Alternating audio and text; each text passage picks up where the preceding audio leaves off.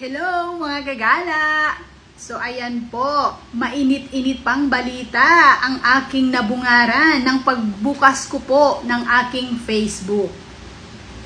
So, ayan guys, hindi na daw tayo babayaran sa ating mga reels. Kabado ako dyan guys. Paano na lang ako na ginagawa ko ng umagahan, tanghalian at hapunan ko ang reels? At yung iba pa guys na nagkukumahog na gumawa rin ng kanilang mga reels kasi umaasa na mababago rin ang kanilang mga buhay. Gaya ng mga nakikita nila na naging inspirasyon nila guys sa paggawa ng reels. Kakaba naman, nakakawindang naman na balita yan guys. Sabi ko talaga na reels is life. Hindi ako kumpleto kapag hindi ako gumawa or mag-post ng aking mga reels. So ayan guys. Pero para sa akin guys, kung anong masasabi ko?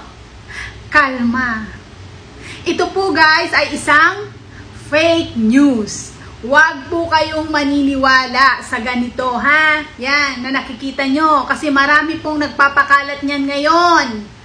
So, huwag po kayong maniwala. Kasi nga po, nung May 9, may bago pong update si Meta na gusto niyang tulungan ang maraming mga content creator, kaya po siya nag-expand pa. So, basahin niyo po ito, oh.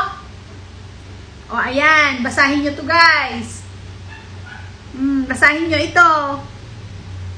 O, di ba? O, happy ka na. O, ayan, ha? Smile na, kalma na, ipagpatuloy mo na yung ginagawa mo.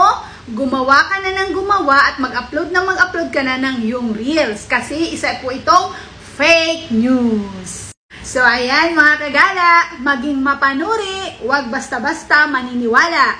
Lalo sa panahon ngayon, marami ang nagkalat ng mga scam at maraming mga nagpapakalat din para humina ang ating mga kalooban.